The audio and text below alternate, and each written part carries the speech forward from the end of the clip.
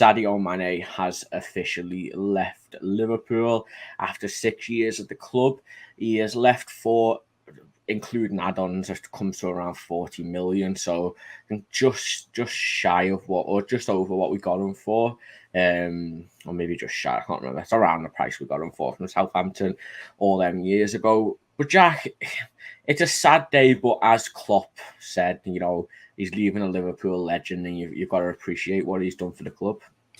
I think that this could have, I totally think there's an interesting subtext to it where there was always the Salah versus Mane debate. You have all the fans saying, oh, he's going somewhere he's going to be really appreciated. And I don't think he was unappreciated at Liverpool. I think that he did tremendous work over 6 years. We did tremendous business in signing him for the price we did, and selling him with a year left. He still has a lot left in the tank, but I think we saw that he's not the explosive guy he was when we signed him, when he was that unbelievably complete winger. Now he's more of a intelligent movement off the ball, decent technical skill, unbelievable finisher.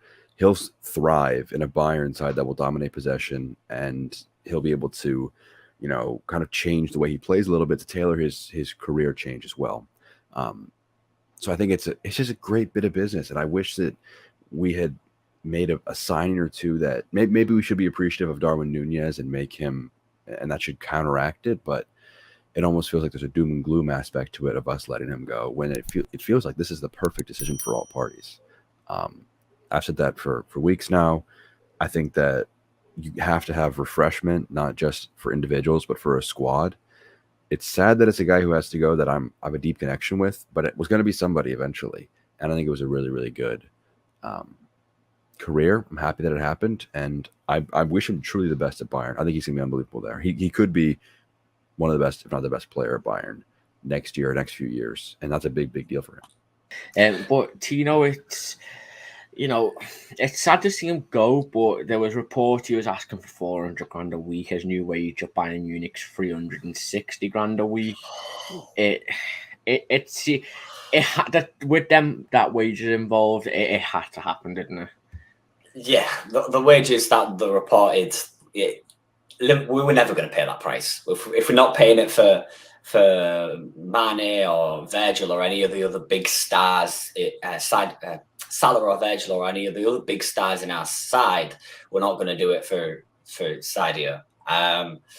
It felt like the right, as much as it pains me to say it, it's certainly the right time for him to move on. He's had such a huge impact. He was that first big signing from Jurgen Klopp that really set us on the way to where we are now. He started when we weren't the greatest side, and now we're arguably one of the best in world football. And what he's done for the club, you can't take that away from him. So without a shadow of doubt, it was the right time to move, to headed into next season. Next summer, we'd have had Bobby, Salah and Mane all out of contract. If I believe, correct me if I'm wrong, but and that's a tough thing to do, to replace all three all in one summer and then sign a midfielder on top of that, given our midfield does need some regeneration. It's a tough ask. So for him to leave this summer kind of made sense for all parties. I agree with Jack on that one. But yeah, it's a tough one to take. But the counteracting that with Darwin Nunez does ease it a little bit. But yeah, it's certainly a tough one to take, and the price that we've managed to get for him seemingly is a relatively good price in comparison to his deal, in comparison to his age, how long he had left. So overall, all around it does make a lot of sense. It's done. It still hurts a little bit. Yeah, I mean, Jay, there's a lot of people talking about, we need to sign a replacement for him, another wide player. My personal opinion is Luis Diaz coming 6 months earlier than we had planned for because of the Spurs trying to sign him. I probably think Luis Diaz is Sadio Mane's long-term replacement. But going more into, how we are going to replace him, do you think we might change style or maybe head in a different direction to what we used to, with obviously, Salah's going to be leaving next year, as reports are saying, Mane's gone this year, Firmino's gone. It's a brand new look attack, isn't it? Especially without Mane in there. Yeah, it'd be interesting to know how long Liverpool have been aware that Mane wants to move on. And I wonder if getting Diaz in was because they were aware that he has intentions of getting off. In terms of our style of playing now, I don't think it changes too much. I know obviously Mane played in a false nine the second part of the season, but he predominantly played left wing until we got Diaz. So Diaz will naturally take that position over. Núñez would obviously go through the middle, and Salah obviously where Salah always is. I think if we were to get someone to replace Mane, it wouldn't be a player who actually played in his position. It'd need to be someone on Salah's side, because we're short on his side. I don't like Jota on the right. I don't particularly like Diaz on the right. And Núñez is always going to be central, really. Even though he drifts in from the left, he's a centre forward. So, yeah, that's it. It's a sad day when a legend leaves, but we got his best years and we got the money back we paid for him. So, it makes sense for everyone. He's won everything he can. He'll win a lot more. And he's made the boss wage off the back of it as well.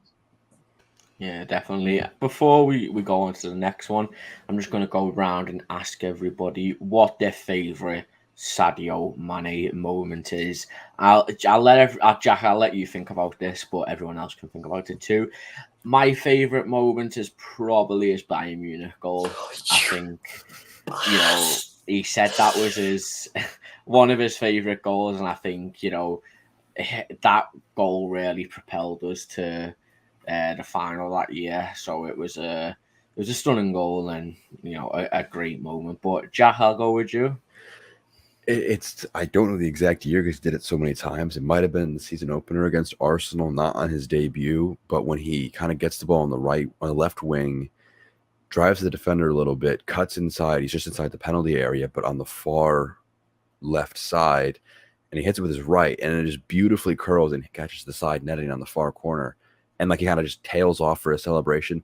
The aesthetics on that goal, the ability required for that. They don't make him like Mane anymore. I was thinking about a guy we signed like him, his skill set, when we signed him in 2016, there's no one like him on the market. He's such a one-of-a-kind player when we bought him that it was genuinely such an unbelievable purchase. So, yeah, that goal didn't have the craziest implications. I think we still won that match handedly, I believe. If someone remembers it more distinctly, feel free to let me know. But just the way that he took that goal, it will live long in my memory, at least, Charlie. Yeah, Tino? That's tough. That is really, really tough. If I'm thinking Merseyside derby, December 2016. I believe, if my memory is correct, he scored the winner. Yeah, it bounced off the post from a Daniel Sturridge shot. Yeah. Yes. I guess that just because of how late it was in the game. I think it was like 90 plus minute. I think it was 96. Something like that. Such a huge goal, winner in a derby. As a Liverpool player, don't really get much bigger than that. Yeah, I mean, Jay, you've got a fair few to pick from, so I'll let you go. To be fair, mate, the Bayern Munich one was a big one for me as well. I loved that goal. But the other one that I love is his debut goal, his first ever goal against Arsenal, where he cut inside it on his left and he's right-footed. Couldn't have put it any more in the corner. And I think the celebration sort of iconic. That was the start of everything we've done the last few years, and him jumping on Klopp's back. You could see the togetherness, and that was the start of what we're at now. So I'd say the Arsenal goal and the Bayern one, but you said it, so Arsenal. Yeah, he's got so many great goals. I don't mean to be mean to him, but I don't think he's got that many big moments per se. You look at Divock Origi and he's got so many big moments, but Sadio Mane, he scored when we needed to.